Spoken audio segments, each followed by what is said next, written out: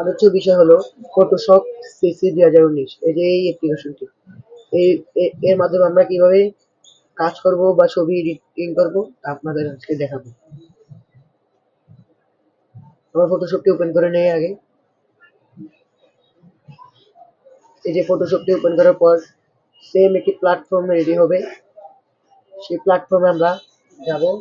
যাওয়ার পরে আমরা দেখতে পাচ্ছি এখানে অনেকগুলো কালার রয়েছে, এগুলো কতগুলো টুলস এর মতো রয়েছে। এইগুলো এদিকে লেয়ারের মতো কতগুলো রয়েছে। এখানে রয়েছে file, edit, image, layer, type, select, filter, view, window, help.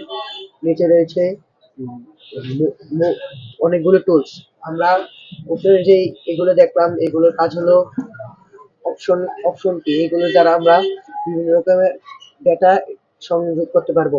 আমরা প্রথমে একটি পেজ সিলেক্ট করব। তার জন্য আমরা চলে যাব ফাইলে। ফাইলে গিয়ে নিউতে আমরা ক্লিক করব। নিউতে ক্লিক করার পর আমরা এই পোস্টে একটা পেজ দেবো।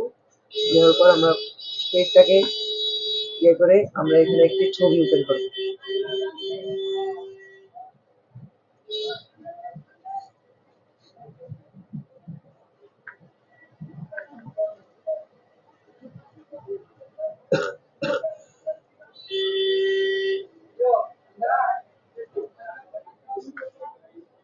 আমরা এই ছবিটি ওপেন করলাম।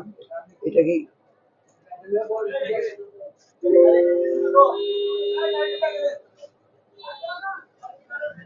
আমরা ছবিটাকে আনলাম। এই ছবিটাতে আমরা কিভাবে টুলস ব্যবহার করবো তা আমরা শিখবো। আমরা আজকে 4টি টুলস নিয়ে কথা বলবো। প্রথমটি হলো মুভ টুলস, তারপরে হলো রেক্টেঙ্গুলার মার্ক টুলস, এরপরে হলো লেজো টুলস, এরপরে হলো ম্যাজিক পয়েন্ট টুলস। 4টির কাজ আমরা চার রকম। যেমন আমরা প্রথমে নিয়ে নিচ্ছি মুভ টুলস, সেটার দ্বারা আমরা এটাকে নাড়াচাড়া করতে পারবো। দ্বিতীয় নম্বর টুলস হলো রেক্টেঙ্গুলার মার্ক টুলস। সেগুলো দ্বারা আমরা একদম সিলেক্ট করে ডিলেট পুনরায় আবার নিয়ে আসতে পারবো।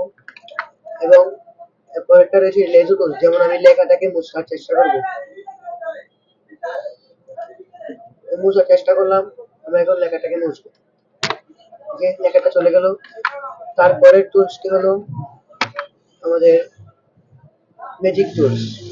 ম্যাজিক টুলসের দ্বারা আমরা যেকোনো একটি কালারকে আমরা সিলেক্ট করে ডিলিট করে দিতে পারবো। যেমন আমরা এই কালারটিকে সিলেক্ট করে ডিলিট করে দিলাম।